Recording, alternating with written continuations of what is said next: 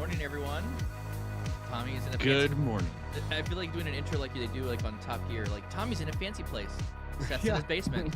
Michael's wearing a Power BI shirt. How is everyone else? How's everyone else doing?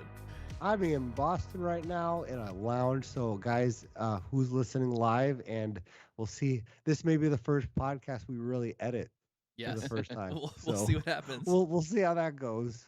Just go with it. You got to keep it original. Yeah. Exactly. Well, Tommy, thank you very much for even tuning in, even while traveling. We'll see how well your Wi-Fi in the hotel holds up. We're taking the pod on tour. The pod is on tour. I got the minivan with the kids, but on the sides of it, I got the logo Explicit Measures Podcast. Well, got the magnetic strips already.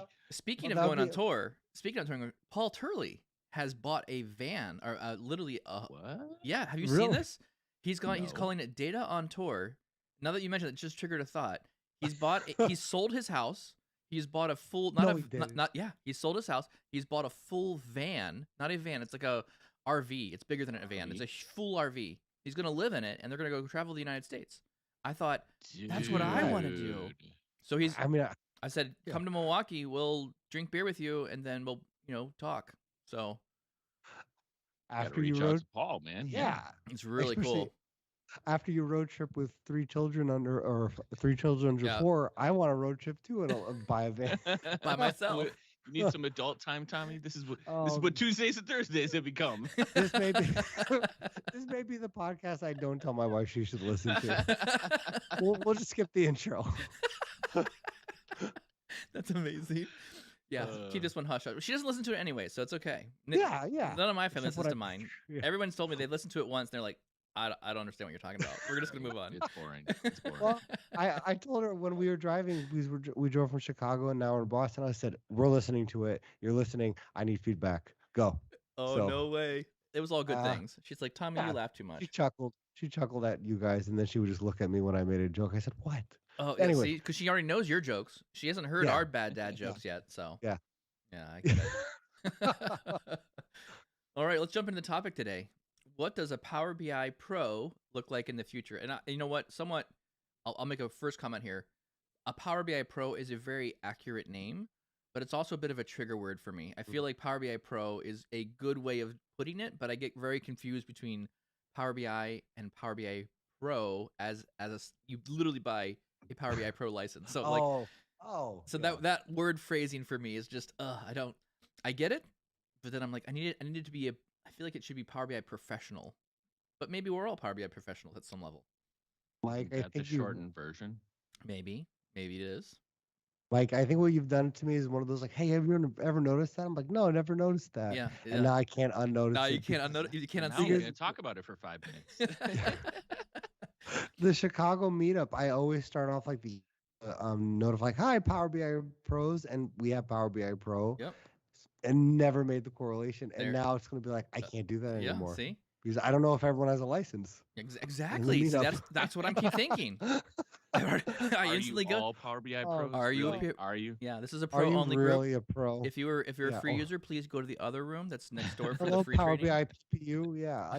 PPU. No. Yeah, right. It's a PPUG now. PPUG. Oh my goodness. No. Well, and if you want to mix the pro and premium, it's Promium. So now you got to be Power BI Promium. Here we go. Now this is how our conversations are. I can literally hear a laptop shutting across. Laptops across the U.S. are just turning off as we speak. All right, we see how this one's gonna go. Yeah. What else is on YouTube yet? Okay. Yeah. Anyway. All right. Good intro. All right. So, what does a Power BI Pro or Premium or PPU user look like in the future? What does this look like? How do you look like? This is interesting. As both of you are going to drink water, I'll just start. So go, Tommy. Take it away, I buddy. figured that's not interrupt. So I guess to me, as I was thinking about this, like, well, let's define what a Power BI Pro or what a Power BI Professional is today, and then we can start talking about it in the future. So I'm smiling so hard I've already ruined you. You've already changed your phrasing. You just changed it. You're just like Power BI Pro. No, Power BI Professional. I ruined you. I'm like, can't use that. Professional. Hi, Power BI Professionals. This is just I don't I'm want to do the sorry. I'm podcast sorry. anymore. No. So let's define it as we move forward as a pro or professional. Yes. Let's just so Yeah. the but what a professional or someone in the career Power BI does now. To me, it's you kind of see it across the board. And I thought about this as we were thinking of 2 years from now. Well, what was it 2 years ago? That's a good point. Right. Okay. So like what's the accelerations? And to me, what I've seen is someone who's in the Power BI world now, and not necessarily a junior analyst, but there's obviously more than one job. Oh yeah. So, but 2 years ago, it was someone I think who just really could do desktop and publish a report, and that was their job. Like they just really built reports. That was 8 to 5, so to speak. Yep.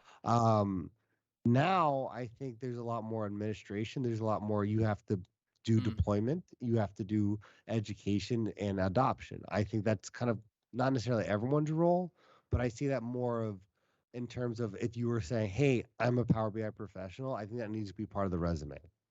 Interesting. I like this. Would you say that for like today's standpoint? You're not going to bait me into what your thoughts are, but I will give you reactions to them. You're like, wouldn't you agree I'm right? Yes, yes. So I would say, from my perspective, I think a lot of those ring true for where I was at those time. Well, and we've done Seth and I, and we've actually talked a lot about this on the side around what are all the roles. And Steve Campbell, who's another MVP who blogs on the Power BI Tips website, has really gone through and defined a lot of like here's roles that we're seeing shake out, right?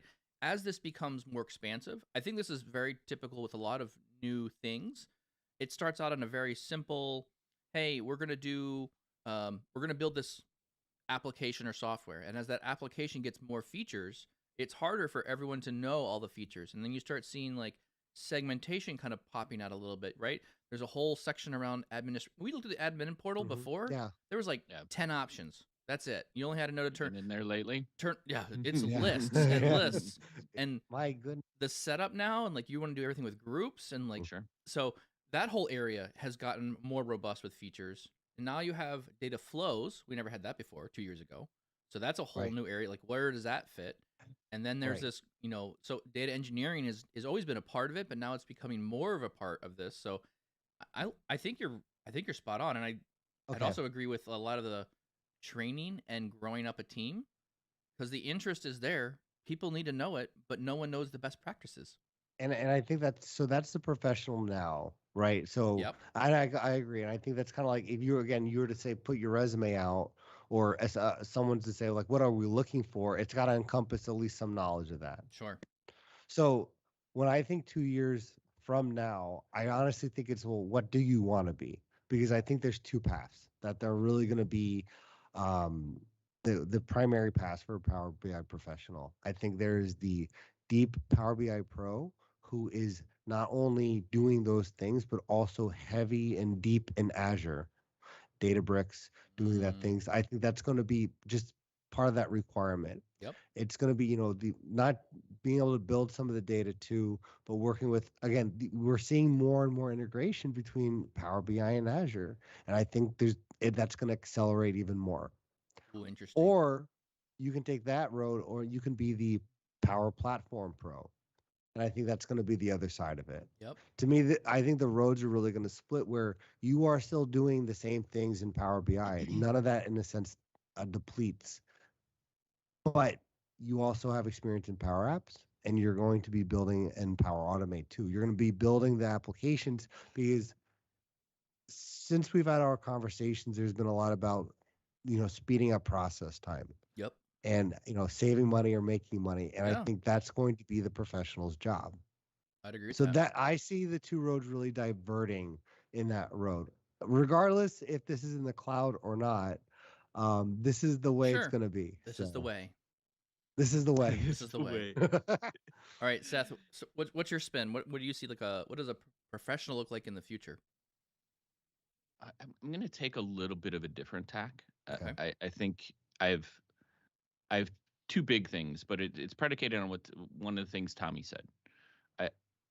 Current state, I didn't think about, but if I do, or as I do, I would say current state is, everybody's got to be a data expert. We're cleaning, shaping, and kind of performance tuning. And that's where the bulk of our time is being spent still as business intelligence people is what we always say 80% in the data and a lot less in visualization, which is probably why we spent a lot of time initially, Mike and I in on Power BI tips doing a lot of visual stuff, right? Yeah. Because there's less time organizations are willing to spend there. And I think in general, the less time where data professionals spend, right? Totally So agree with that. that was kind of the intent there. I've had a lot of other MVPs Five. reach out to me directly and say, I'm great at modeling data. I don't know how to make a good Right. looking report. It's the colors. It's, most people have a general feel of like how to lay out the page, but even other MVPs would openly admit, like, I'm not making Miguel Myers level reporting because No. that's more, it's an art skill too, as well as the data engineering side of that. And so this is where we're starting to see like these roles kind of appear. So I want to lay out the two things. So I'm gonna lay down one. We will probably talk about it for a while, and then I'll come back with the second. The first is a little pessimistic. The second is optimistic, right? Wouldn't be the podcast without it. What is 5 years from now? It's the exact same. Is that the And pessimistic or the optimistic? That's the optimistic. Okay. Yeah, the optimistic. And the reason I say that is it took 5 years of ever increasing change to put Power BI in the mainstream, which is where it's at right now. Or I should say we're starting to hit that curve. I agree. It'll take a good amount of time for any organization to kind of shift or adopt new technologies, which is case in point. Yeah.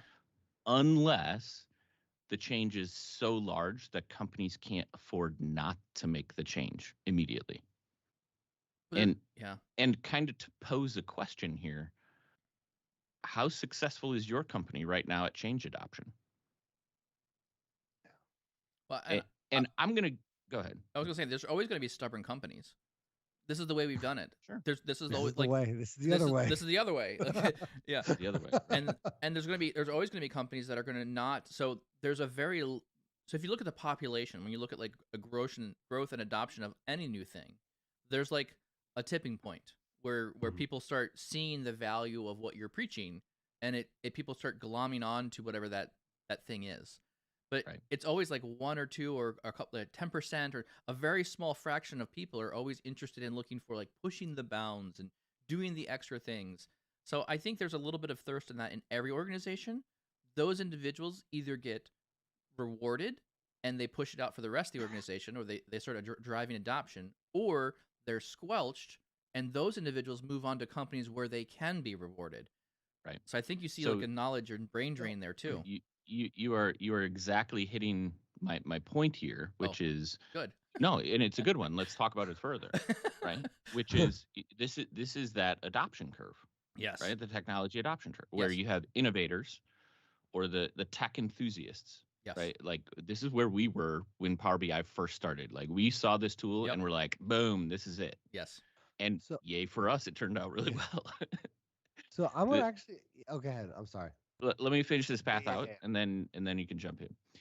The stage after that is early adopters, right? The visionaries within companies that realize that there's a new thing, and this is kind of what we're talking about. A company would have to be in this state of like adopting, learning, staying out in the market, understanding like how the tool is changing enough that it's going to change job cycles.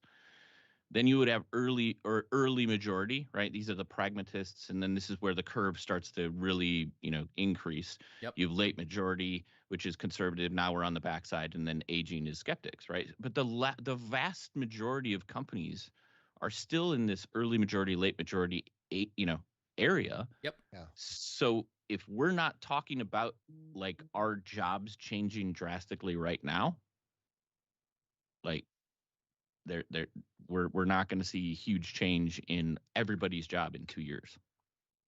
Interesting. So I'm going to disagree. Like I do agree with there are some companies. Yep. But the thing that I think is more that has to be part of the equation is not so much the company itself, it's how well Microsoft releases something into the ecosystem.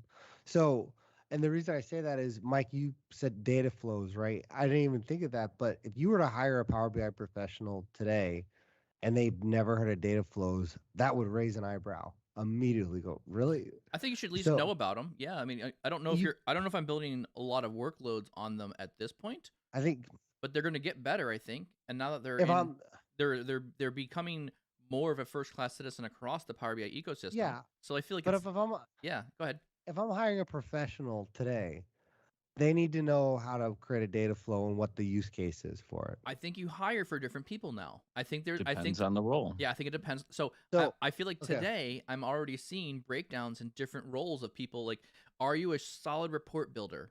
That I could use someone like that because we have enough work. So it also talked about like a pile of work, right?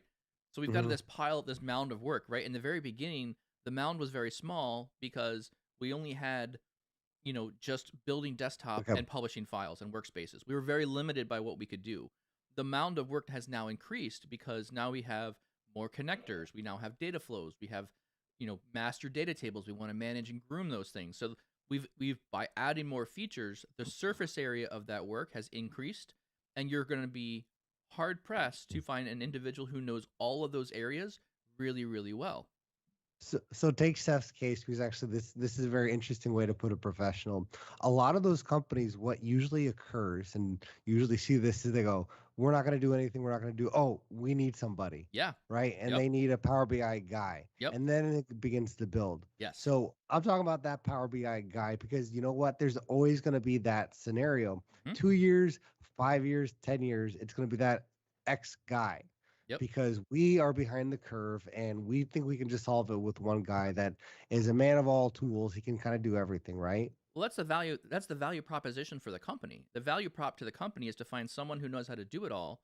But hmm I think the downside here is companies don't understand how hard it is to find that individual person that knows how to do many different things really, really Yeah. well. So Right. I think companies, if you want that person, expect to pay a lot. And frankly, you probably want a contractor who's going to come in and potentially Right. do it right the first time and then work with your team to figure out, teach them and provide documentation around this and actually, kind of grow it within the team. I don't think you're going to This is find that one this person. Yeah. this is a really good point, right? And the reason I want to dovetail in here real Okay. quick is Yeah. because I just had this conversation with a finance person to kind of describe what Power BI was providing. Yeah. And when and this is where I think we're going to talk about this later in a future podcast for Brown, that blog series I wrote with all the skills within here. Yeah. It's not just the skills. What you're alluding to is, what is Power BI? It's the infrastructure, it's the reporting tool, Yep. it's the security, and it's the sharing of data throughout an organization. If you're saying we need a Power BI person, like, that is the type of understanding Yes. that singular person will need to know and understand in order to effectively deploy this thing through your organization. This isn't a PBIX report. Like, if No. you're a report person and you're like, I know Power BI, and you don't know anything about the other areas I just talked about, you don't. Well, Like, don't step yeah. into a role where people are going to be expecting you Yes. to drop the full solution into an org. And I completely agree. And I think 2 years ago it was a PBIX. I really do. Like from the majority of the use No. case. No, 2 I- years ago that. No, yeah, because 2 years Oh, ago. you're saying in general the Power BI Pro job. I Yeah, get Yeah, it. the Okay. Power BI Yeah, yeah, Pro I agree with job. that. I'd And agree with now that. it's not that. So So no, I and think I'm in full agreement with that. If that's the story right now, 2 years ago, yes. a PBIX guy. That's a great name. That's what I'm going to start naming. Welcome, my PBX guys. Yeah, that was 2 years ago, and that was sufficient. Yes. Obviously, if they knew more, the better. But I'm saying what was sufficient. What the majority of the roles that you're looking for is: can you create a power? Can you connect the data, transform model, and then publish it into the Yes. service? Yes. If you can do that, we can hire you. That is no longer the case in 2000. What 21. I 21. believe 21. Thursday. Yeah, Thursday. Thursday. I got the day no right. longer I'm the good. case on Thursday. That's no longer It's the case. July today. Yeah. July. Man. That's right. Oh wow. But so that's today. So again, think it accelerates. And again, you're always going to have. There's going to be companies 2 years from now in 2023 who are going to hire someone who's a PBIX guy. Yep. That's always the case. Well, but I'm saying the but majority of those jobs yeah, I want in to the future. Yeah. I want to tell you, I think you're 100% right on that, Tommy. And I also agree that I think the people who are hiring don't understand what Seth just articulated, that this is full infrastructure, full data modeling, full metadata management on top of your data sources and administration and distribution of all. Mhm. Like if you don't, as a hiring manager, if you don't understand that Power BI is more than a PBIX file and a visualization tool, if you don't get that, you're going to hire the PBIX guy and you're going to shortcut your company because you don't have the right skill set to roll it out in the company. So, and I feel like when I've looked at, there's two kinds of people you interview for jobs. You interview contractors, people who kind of been doing this on their own, and you hire people who are doing this today in their current jobs. Already today, I'm seeing the administration is being handled by another team. There's like another team that handles all the admin. Maybe that's an IT function. You see the people doing just the report. So when you hire people who are coming from another company, they don't even have the full surface area of what you need for a new company to hire that person and get exactly what you need from that one Yeah. guy. And I'll argue even further that the company that now is saying we need a Power BI guy to do everything Yep. is setting themselves up for failure too, more or less, because that's tough on one guy to Depends do. on their needs, but Right, but if it it depends on, let's say, potentially. but if unless they know they already have the buy-in at the company, if they just say we just need a guy to do this, Yes. we know how many players are involved with the adoption story. Yep. So, Agreed. So anyways, yeah. So that's the present, I think. So I'll give. so I never gave I- my. Oh, I- you have a second Okay. one? yeah, but I have to make my second. Oh, point. you had. I that's- thought you had a second one. Okay, This my is bad. great. My bad. This No. is so wonderful. We're already That was going a over time. pessimistic view. Yeah, I know. So let me make this one fast because it won't be. One, I love these conversations, right? Because the pieces as we talk more about Power BI and the features and functionality, I think are collectively coming into place in my head the way they used to when Mike and I actually could get together for a beer after a bug. Yep. But not to say we don't talk, but these are fun conversations with the three of us. Yeah, if you where- ever think we're gonna run out of where- topics. If I look at the features that are being developed and deployed right now, there's a lot of really cool pieces here, and let's just assume there's a grand vision behind it, because if James Phillips is in place here and he's calling the shot, like Power BI was the thing, and that was drastically different for Microsoft. So there's a vision there. I'm excited if that's the case, right? Because conversely, like I think in a very positive bent, the early adopters, or where a pro could be in 2 years, is having tools that speak to that Matthew Roach story, right? The integrated story where there's a really clear path between business users and IT to make that transition of, data problems and challenges that create reports fully just very easy path into IT.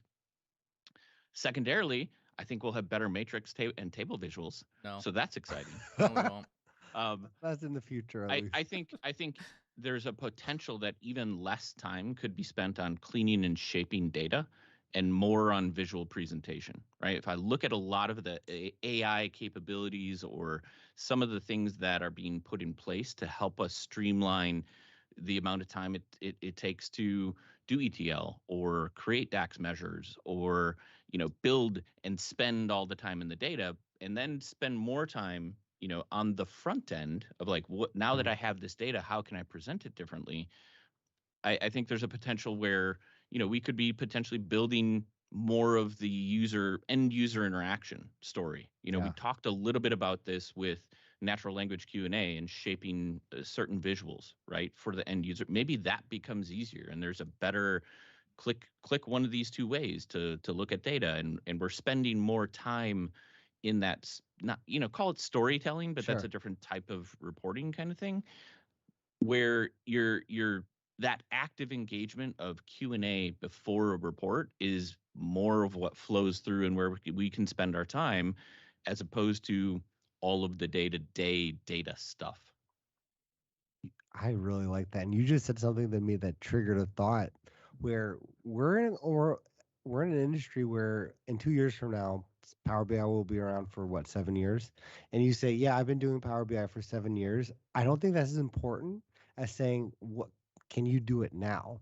So because of how quickly changes, like let's say that's the scenario now, Seth, where there's a lot more automation and there's a lot more on the be able to do visuals, right? So if you took a Power BI Pro now who started to kind of be a lot more lax on following features and being in the file, it doesn't matter if they've been doing it for 7 years because it changes so rapidly, especially if that's the case. I'm just saying there's more opportunity. Yeah. No, yeah. And I like what you said because I think it really goes back to things change rapidly in what we do. And what we're doing right now, it could be very, very different. So uh, the reason I'm saying some of this stuff is even dovetailing off our conversation last week. If I was James Phillips, what would I be doing? You mean Monday? I mean Tuesday. I would be Tuesday. What did I say? Last week. Last week. Yeah, it was Tuesday. It's been a long week, I guess. This is what I'm saying. I'm happy I know it's Thursday. I don't know what year it is, so. Oh my gosh, guys. The time and investment spent in large organizations or platforms like Microsoft to reduce the time it takes in the really big time sinks, where like the 80% of our time to clean, shape, and change data is not providing value. Yeah. So if they're reducing that time and spending the time to allow me to do other things, then I can focus more time on value, and I'm going to pay for a product that does those things for me. So the more clarity I have around source, certification, path of ownership, and a tool set that lets me spend less time over here, I can start to spend more time over here. So I think it has a potential to like separate the truly data people, because those are going to be the ones that still are going to be required everywhere, because unless you're early adopting, you may have new tool sets that allow you to accelerate into a different version of bringing insights faster to the business. So Seth, I have a question for you. Do you think that Power BI Pro then there's going to be a less reliance on that like general business pro to be the ETL guy, or that's going to be already in place more, where you might have one or two people who are focused on the ETL, creating the certified data sets, but the general Power BI Pro is more front facing. Is that I just to kind of reiterate or I'm saying there's possibilities, right? Okay. I think what's important is the path between me as a business user or pro business PBIX guy, starting something and it easily cycling into the enterprise space. Right. The more that is seamless, and throw in flavors of tools. I mean, the other thing to keep in mind with this innovation curve and 2 years out is technology, right? What is that maxim, right? Where it's like it doubles every year. And we're to the point where maybe Power BI is on a great trend because every month it's coming out with new features. Yeah. But maybe that's a good thing because in 2 years, there's 24 opportunities, right? To keep launching into the future around these exponential increases in possibilities. So, Mike, over to you. Yeah. What do you think about all this? I mean, you're not changing my opinion. I am retooling some of my thoughts around this. So let me state some facts that I know are 100% true, which will for sure happen in future. Data, yeah, this is a fact. Ready? Data volumes are ever increasing, and they're going to be doubling. So if you look at in the next, I don't know what the numbers are at this point in time. In the next 5 years, the next 10 years, I don't know the exact end point. In the next n number of years, the entirety of data, we will have made more data than all of history. So the next 5 years, you're going to see like an immense amount of data increasing over time. So our tooling has to be more large data centric, period. End of story. Like Power Query, if it can't handle billions of rows of data, it's not going to cut it. You've got to make Power Query go better, faster, stronger. So I see that trend happening. What I also see as a trend is as I get more into the weeds around just how desktop works in general, even though this is a low code or no code tool, I find myself going further into pro code tooling. So I keep finding myself writing more code because that's faster, more efficient. There's other advantages that go along with the pro code type of stuff. So even as a professional in the Power BI space, I think there's going to be a good level of no code, low code things. But in the future, I hope I'm not clicking on buttons to make visuals. I hope I'm not clicking on measures to write them out, handwriting entire measures, right? So I think in the future, I'm going to see myself writing code to write the code. So I'm gonna build the machine to build the machine. I'm gonna pre-build a lot of things. I'm gonna have a lot of stuff set up. I'm gonna have standards working, and the tooling that I'm gonna use as a professional is going to be different than the PBX guy, like the PBIX guy. My tooling will be different.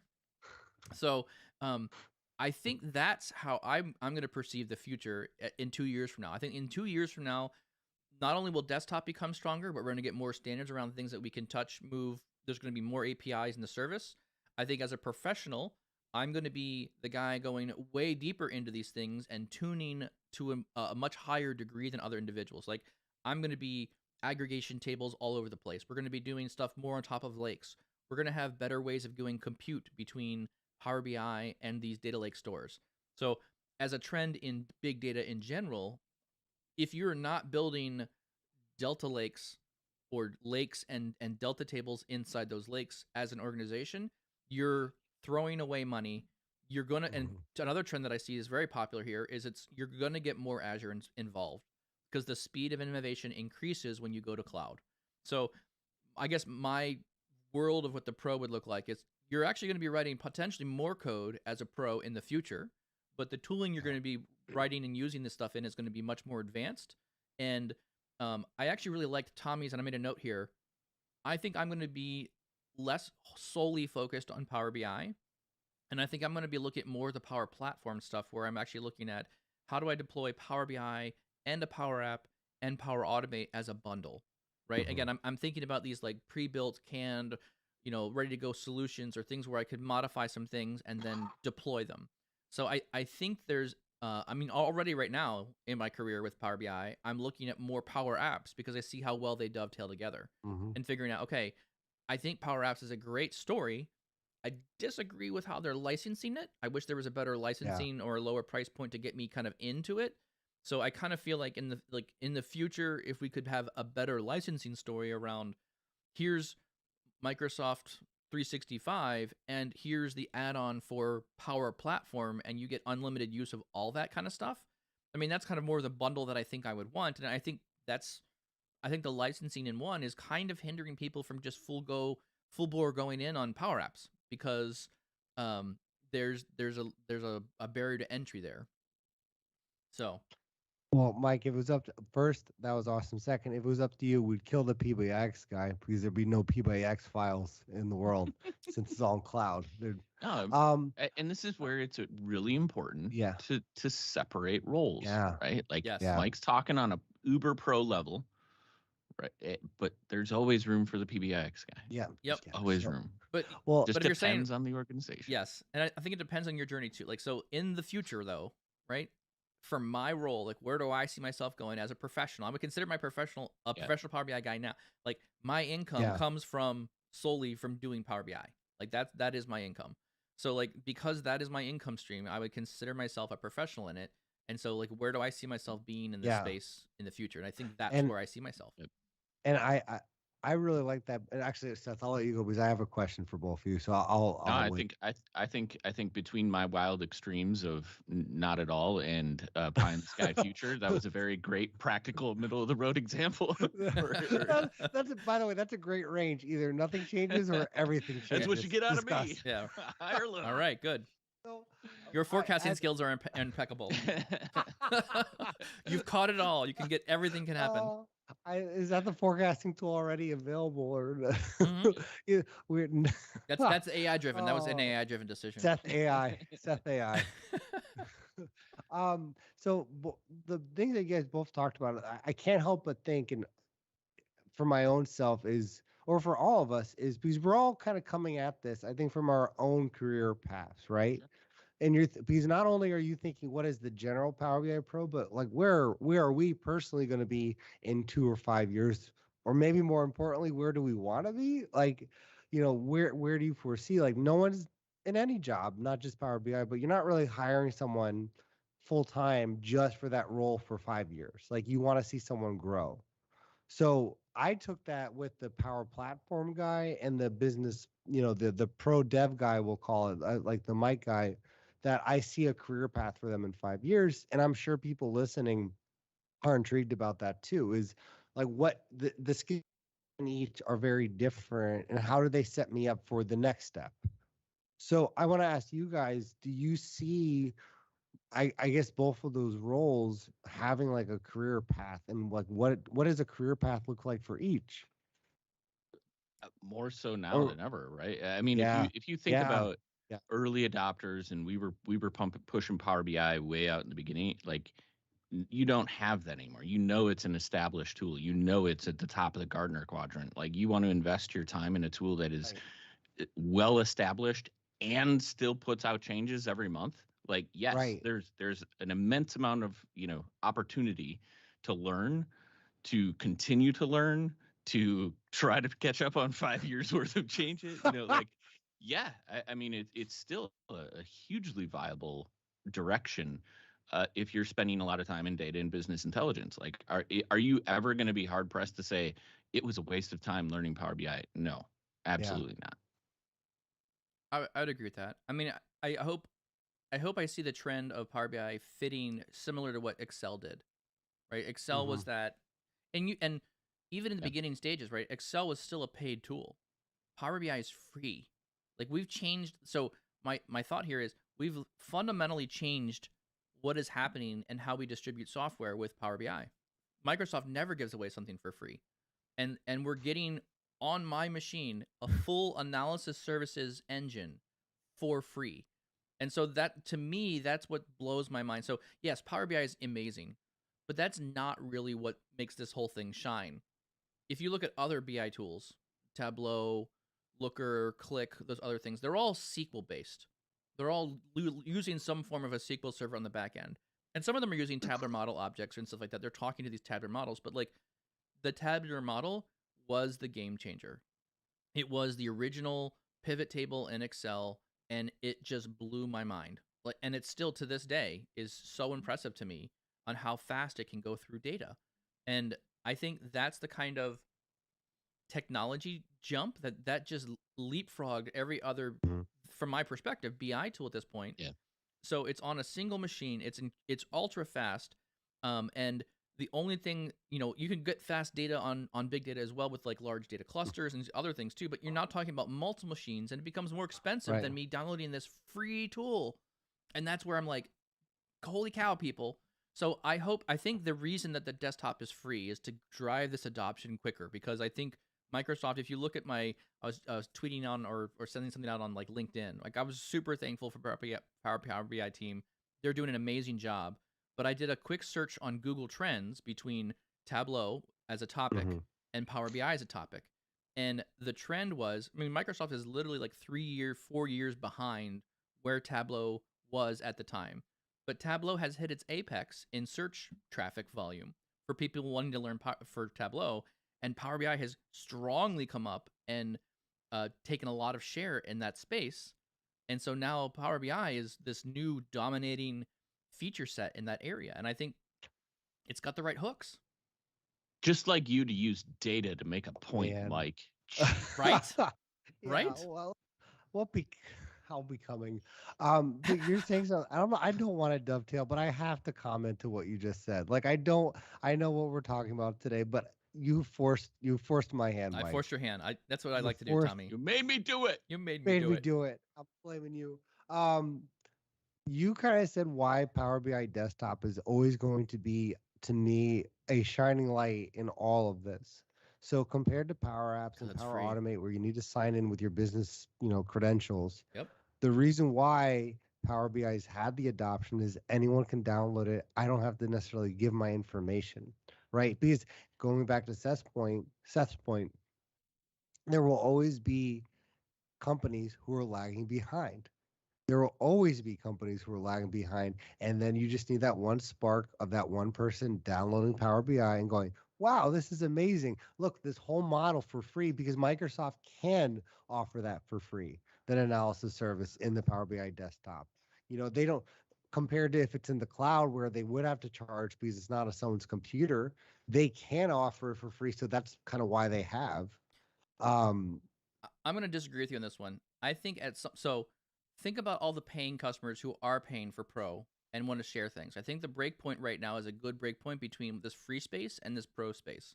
When you start to pay for like workspace and sharing content, right? Right. The report I build is of little to no value if I can't share it. Period.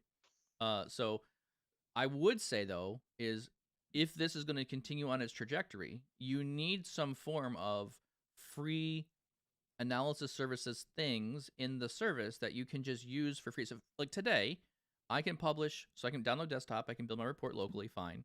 But I can publish that report into the service, Already into using my the workspace space. as Right. free. I just can't share anything. So as a free user, I can already use some of the service today for free.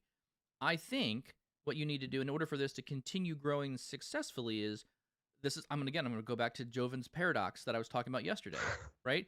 Microsoft needs to further optimize their costs on how they run analysis services so they can bring that almost down to zilch, where they can give the service, the My Workspace, the all website based service for free, and know that X percentage of those individuals will then migrate into a paid service portion, and then they make their money on it. So I think on these lower end SKUs, Microsoft is even willing to take a loss on those SKUs, knowing that your data will increase, you will get more proficient in those things, and eventually you'll have to upgrade. And they'll make the margins on the higher paying stuff because that's where they make. There's got to be stuff in their service right now that they're underwater on. Yeah, And I think yeah. Tommy, your point that you're making that I don't think is bound to the PBIX is the barrier of entry to Power BI to kick the tires Right. and see the value in it Yeah. is low Yeah. or minimal. So whether that exists in a PBIX file as an interface or an interface online, I don't think it matters. Yeah, one of my favorite stories. So kind of to go back into the career point of view, and I think they have done this with Power Apps too, because obviously it's not the studio. I think it was MBAS maybe 2 years ago, Microsoft Business Summit, and it was the guy from the Heathrow Airport, that use Yeah, case where, yeah. to me, that I think that's why I really got more into Power Apps and really said, you know what, I want to develop this as a skill set because that it really impacted me. And to kind of give a background, I'm sure the YouTube video is still out there, but I don't remember what the department, but one of the employees at the Heathrow Airport, he worked and he was just a normal, not an executive, not a leader, not even in data, not even working really on a computer, but he developed a way to kind of manage. I believe it was the stock of Windows or something to do with. I don't remember the exact use case, so I apologize for that off the cuff. Huh? But he developed like 2 or 3 applications that when leadership saw this, they said, "Oh my gosh, like this is going to save the entire airport incredible amounts of paper and work and Money, time right? and money Right? and money Yeah, and It either money saves 'em a and bunch of money, money. time saves you and money or and makes you money. time." It fit And one of this those was categories. right. Yeah. And this was a guy who, again, was just, I don't want to say, I do not want to say just a random guy, but he wasn't tasked with this. No. He worked in a department where this was not, no one was going to evaluate him on this, nor was he really, this was not his job at all, anything remotely close to it. But he saw a need for it. He developed these solutions in Power Apps himself, and now I think he's like the director of like data applications, or like the president of data applications at the Heathrow Airport. Yep. And I was already working in Power BI, obviously, and at the time I think it was June, June. Of course, it was June because it's always June. The 2019 in Atlanta, I believe so, and I think Yep. that was the year I was just about to be an MVP. And the reason I say that because you're kind of seeing like, was my career kind of thing, like what do like, and however, that stuck out to me. Like that was a huge impact for me. Yes. So going back to this career path and where are we in two? Going back to one with the desktop, or a company who doesn't have the Power Platform or Azure at all, there will always be someone who will, in a sense, rise up and become the champion. And the companies that already have it established today, it's in terms of like, again, to think of not only where's the professional going to be, but where do I want to be in 5 years? I want to be in the Power Platform space, because I think that integration is, to go back Man, to you're it saying so because many things. I've been transformed. The Power Platform is the best way to save time Yep. and save money and make money that I see. So I found the article on the Heathrow Airport, and I'll just give you a couple of details out of it. I just pulled it up here. So they have now made 30 apps, and this is as of November 7th, 2019. So November 7th, 2019, they had made 30 apps. They have employees have eliminated 75,000 pages of paperwork, nearly 1,000 hours helping an airport reduce its costs. So this speaks to my point that I've been saying for like the last 2 weeks. Like, if you're not building something that's saving money or making money, don't do it. And so I'm a believer. And so, like, holy cow, you can pay. So the price of the Power App to develop that, and so this is where I think the licensing kind of comes into things, right? I think it should be so incredibly simple because I build very simple apps. What I do right now, I don't build complex ones. However, those apps can then sit on top of SQL Server, which is a very well-established IT space, and it very quickly allows you to enter and manipulate and change records of data, which is what an ERP system does. So this is a trend I think that's going to continue happening. And so, if I look at what Microsoft is doing, whether it's in data science or AI or Power Platform, they are spending big dollars on finding very, very smart people to solve very common problems. Scanning PDFs to a table, scanning OCR. These are things like you as a company can go build, but Microsoft's going to say, no, we're going to set our 150 whatever data scientists on this particular project, and we're going to build stuff that's so big and so impressive that you could never build that solution all on your own. Like, if you had they're building, I'm taking plays from all kinds of things here. Elon Musk, it's not hard to build a car. It's hard to build the machine that builds the car. What Microsoft is doing is they're building the machine that makes the machines. That's the harder task here. And so that's what they're doing. And then I'll also point out here, Tommy, I think what we're playing is, I don't know if you guys have read a book by the name of Simon Sinek. I think it's how you say his name. The Infinite Game. Have you heard about this? He's done a lot of TED Talks. A lot of TED Talks. I was like, someone shared that with me. I shared it with you, Tommy. So we are playing. So in some cases, we're playing the infinite game, and I think a lot of organizations, wrongly so, think they're playing a game. A game is defined rules, and there's a defined winner at the end of the game. If you look at business is not a finite game. There is no end.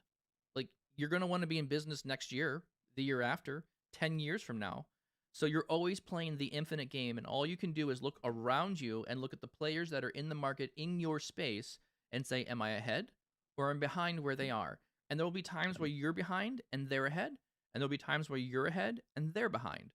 And so the whole perspective of how we're building things, I feel like Power BI is playing a bit more of an infinite game where they're just, we don't know what features we need to make next. We just know we need to make more features. So we're going to solicit people for feedback, and we're going to build the next thing for you.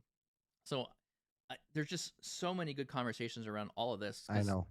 I think that's what we're playing. We have to be thinking with the mentality of we're playing the infinite game. I want to continue in my business. I'm playing to continue to play. That's my mantra. I'm not here to win Power BI. I'm not here to be the best consulting firm ever. I'm here to be a good consulting firm to play the game and continue to play the game because I like playing this game. That got really philosophical. I'm so pumped. That's a good way to wrap up this conversation, I think. Yeah, it is. I am so pumped. I want to get off vacation now. You want to go back to work? I am excited. I thought, yeah. Anyways, those are my random ramblings and thoughts around Power BI, and I think I'm super excited to be in this platform. I'll sing it from the mountaintops. I love the Power BI tool. The team at Microsoft is doing an amazing job. It's a hard job. You can't make everyone happy. There's always stuff that's going to be missing. There are always features that are not going to be there that you want. Tables, matrices. But they'll get there. We're playing an infinite game, so we got time. Yeah. So time's on our side here. How do we change and keep playing the game so we can and keep enjoying it. And I'm having fun playing this game for now, so I want to just keep playing. Yeah, my last thoughts is for anyone listening who may not who maybe either is in Power BI now, getting into it, or just kind of understanding some of the things we're talking about. I think for all of us, we're so happy in the career choices we made. Get into it. Be the champion if you don't have someone at Agreed. your company. Yep. So Start at whether podcast it's number in 1. Power You'll BI, learn everything you need to know. right? Just start with episode one. This is a and fun game to play. Yeah. This is Because a fun game to play. time and time again, because of what this tool and the Power Suite of tools can do, and your point, Tommy, these change careers. Yeah. Like if you start mine. solving business problems, which you can do with these tools, and you learn them well, like there is rampant opportunity for massive growth. Seth, if you're one of those people who thinks, why do they do it that way? Then you need to go to the Power Platform. Love it. That's I dig it. Guys, this was phenomenal. Absolutely amazing. I think it was kind of, we're all like week tired out. And so this was just, we're but more punchy than normal. So I enjoyed it too. It's super fun. Tommy, where can you find the podcast? You can find this podcast anywhere a podcast is available on Apple, Spotify, Google Podcasts, Overcast. We release the podcast every Tuesdays and Thursdays, so we're bi-weekly. If you want to join in the live conversation, you're listening right now in your commute, if you're listening on your run or your bike ride, and you want to join live every Tuesday, Thursday, 7:30 a.m. Central Time, go to YouTube, PowerBI.tips on YouTube. We do a live stream. You can join in the chat. And just make sure to subscribe and follow us on your favorite podcast platform. The feedback, if you can leave any reviews on the Apple podcast, we love it. It will help us out so much. We appreciate that. Thank you guys so much and try to subscribe or listen. Sounds good. Have a great weekend, guys. Thank you guys. Appreciate it. I'll see you next week on Tuesday. See you Tuesday.